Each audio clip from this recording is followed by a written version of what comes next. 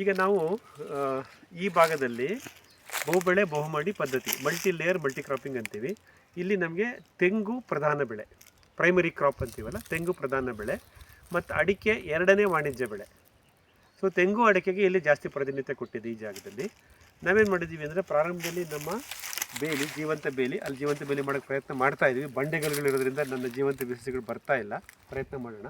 ನಂತರ ವರ್ತುಲ ರಸ್ತೆ, peripheral road, ನಂತರ ನನ್ನ ಪೈಪ್ಲೈನ್ ರಸ್ತೆ, ಪೈಪ್ಲೈನ್ ಹೋಗಿರೋ ಪೈಪ್ಲೈನ್ ಬಂಡ ಮೇಲೂ ನಾವು ಗ್ಲಿರಿಸಿಡಿಯಾ ಮತ್ತು ಮಲ್ಬರಿ ಎಲ್ಲ ಬೆಳೀತಾ ಇದ್ದೀವಿ.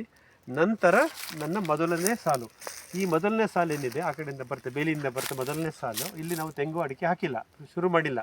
ಈ ಮೊದಲನೇ ಸಾಲನ್ನು ಆಲ್ ಅಲಾಂಗ್ ಈ ಒಂದು ಕ್ಯಾಪಿಟಲ್ ಯು ಥರ ಈ 4 ಎಕರೆ ಬೌಂಡ್ರಿನಲ್ಲಿ ಅರಣ್ಯ ವೃಕ್ಷಗಳನ್ನು ಹಾಕಿದ್ದೀವಿ, ಟಿಂಬರ್ ವ್ಯಾಲ್ಯೂ ಪ್ಲಾಂಟ್ಸ್ ಹಾಕಿದ್ದೀವಿ. ನಾವು ಸೆಲೆಕ್ಟ್ ಮಾಡಿರೋ ಟಿಂಬರ್ ವ್ಯಾಲ್ಯೂ ಪ್ಲಾಂಟ್ಸ್ ಎರಡಿದೆ. ಒಂದು ಮಲಬಾರ್ ನೀಮ್, ಮಿಲಿಯಾ ದುಬೆಯ ಅಥವಾ ಹೆಬ್ಬೇವು, ಇನ್ನೊಂದು ಮಹಾಗನಿ. ಇದನ್ನು ಗಿಡದಿಂದ ಗಿಡಕ್ಕೆ ಅಂತರ 9 ಅಡಿ. ಇದನ್ನು ನಾಟಿ ಮಾಡಿರೋ ವಿಧಾನ ಏನಂದರೆ, ಇದನ್ನು ಆವರ್ತನ ರೀತಿ, ಇಂಟರ್ ಲೀವಿಂಗ್, ಒಂದು ಬಿಟ್ಟು ಒಂದು ಅಂದರೆ ನೋಡಿ ಗಮನಿಸ್ಬೋದು. ಇದು ನನ್ನ ಹೆಬ್ಬೇವು, ಅದು ಮಹಾಗನಿ, ಮತ್ತೆ ಹೆಬ್ಬೇವು, ಮತ್ತೆ ಮಹಾಗನಿ. ಈ ರೀತಿ ನಾವು ಒಂದು ಬಿಟ್ಟು ಒಂದು ಇಂಟರ್ ಲೀವಿಂಗ್ ಆವರ್ತನ ಪದ್ಧತಿಯಿಂದಲೇ ಇದನ್ನು ನಾಟಿ ಮಾಡಿದ್ದೀವಿ. ಇದರ ಉದ್ದೇಶ ಏನು ನೀವು ಗಮನಿಸ್ಬೋದು. ಇದು 40 ತಿಂಗಳ ಗಿಡ, ಜುಲೈ 2022 ಪ್ಲಾಂಟಿಂಗ್ ಮಾಡಿರೋದು. ನೋಡಿ ಗಮನಿಸಿ, ನೋಡಿ ನಮ್ಮ ಹೆಬ್ಬೇವಿನ ಕೊಂಬೆ ಎಷ್ಟು ಎತ್ತರಕ್ಕೆ ಹೋಗಿದೆ ಮತ್ತು ಸಾಕಷ್ಟು ಆಕಾಶವನ್ನು ತಗೊಂಡಿದೆ. ಅದೇ ರೀತಿ ಆ ಹೆಬ್ಬೇವು ತಗೊಂಡಿದೆ. ಅಂದರೆ ಹೆಬ್ಬೇವು ಬೇಗ ಬೆಳೆಯುತ್ತೆ, ತನ್ನ ಛತ್ರಿನ ಅಗಲವಾಗಿ ಬಿಡಿಸ್ಕೊಳ್ಳುತ್ತೆ ಮಹಾಗನಿ ಕಂಪೇರ್ ಮಾಡಿದ್ರೆ. ಹಾಗಾಗಿ ಮೇಲಿರ್ತಕ್ಕಂಥ ಆಕಾಶ ಪೂರ್ತಿ ಇವಾಗ ಹೆಬ್ಬೇವು ಉಪಯೋಗಿಸ್ಕೊಳ್ತಾ ಇದೆ. ಅದರ ನೆರಳಿನಲ್ಲಿ ನಮ್ಮ ಮಹಾಗನಿನೂ ಬೆಳೀತಾ ಇದೆ. ಈ ಹೆಬ್ಬೇವು ಇದೆಯಲ್ಲ, ಇದು 7 ರಿಂದ 8 ವರ್ಷಕ್ಕೆ ಕಟಾವಿಗೆ ಬರುತ್ತೆ, ಹಾರ್ವೆಸ್ಟಿಗೆ ಬರುತ್ತೆ. ಇದನ್ನು ಪಲ್ಪ್ಗೆ, ಟಿಂಬರ್ವುಡ್ಗೆ, ಪ್ಲೈವುಡ್ಗೆಲ್ಲ ಯೂಸ್ ಮಾಡ್ತಾರೆ. ಇದನ್ನು 7 ರಿಂದ 8 ವರ್ಷ ಆದ ತಕ್ಷಣ ಇದನ್ನು ನಾವು ಕತ್ತರಿಸಿ ಮಾರಾಟ ಮಾಡಿಬಿಡ್ತೀವಿ.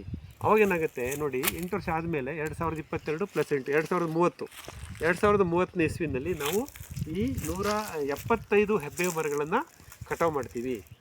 ಕಮರ್ಷಿಯಲ್ಸ್ FD ಮೆಚೂರ್ ಆಗುತ್ತೆ. ಅವಾಗ ಏನು ಮಾಡ್ತೀವಿ, ಈ 75 ಮರ ಹೋದ್ಮೇಲೆ ಆ ಮಹಾಗನಿ ಮಾತ್ರ ಉಳ್ಕೊಳ್ಳುತ್ತೆ. ಈ ಏನು ಆಕಾಶ ಇದೆಯಲ್ಲ, ಆ ಆಕಾಶದ ಬಿಸಿಲು ಈಗ ಮಹಾಗನಿಗೆ ಲಿಮಿಟೆಡ್ ಆಗಿದೆ. ಇವೆರಡು ಹೋದ್ಮೇಲೆ ಪೂರ್ತಿ ಆಕಾಶ ಆ ಮಹಾಗನಿಗೆ ಸಿಗುತ್ತೆ. ಆವಾಗ ಮಹಾಗನಿಯ ಕೆನಪಿಗಳು ಛತ್ರಿ ಅಗಲವಾಗಿ ಬೆಳೆಯುತ್ತೆ. ಅಂದರೆ ಒಂದೇ ಆಕಾಶದಲ್ಲಿ ಪ್ರಾರಂಭದ 7-8 ವರ್ಷಗಳು ಹೆಬ್ಬೇವನ್ನು, ನಂತರದ ದಿನಗಳಲ್ಲಿ ಮಹಾಗನಿಯನ್ನು ಬೆಳೆಸಲಿಕ್ಕೆ ಅವಕಾಶ ಆಯಿತು. ಇದು ಮಾಡಿದ್ರಿಂದ ಅದಕ್ಕಿಂತ ಇಂಟರ್ ಲೀವಿಂಗ್, ಒಂದು ಬಿಟ್ಟು ಒಂದು ಮಾಡಿದ್ರಿಂದ ಆಮೇಲೆ ಇಲ್ಲಿ 2 ರೀತಿಯ ಅರಣ್ಯ ವೃಕ್ಷಗಳ ಜೋಡಣೆ ಆಯಿತು, ಡೈವರ್ಸಿಟಿ ಬಂತು, ಮತ್ತು ಆಕಾಶದ ಸದ್ಬಳಕೆ ಆಯಿತು.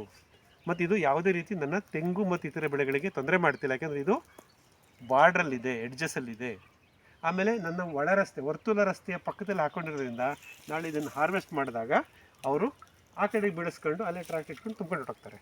ನನ್ನ ತೆಂಗಿನ ತೋಟಕ್ಕೆ ಯಾವುದೇ ರೀತಿ ತೊಂದರೆ ಮಾಡಲ್ಲ. ಹಾಗಾಗಿ ಅರಣ್ಯ ವೃಕ್ಷಗಳನ್ನು ಯಾವತ್ತೂ ನಿಮ್ಮ ರಸ್ತೆಯ ಬದಿಗಳಲ್ಲಿ ಹಾಕ್ಕೊಳ್ಳಿ, ತೋಟದ ಮಧ್ಯದಲ್ಲಿ ತಗೊಂಡು ಹೋಗ್ಬೇಡ್ರಿ. ಕ್ಲಿಯರ್?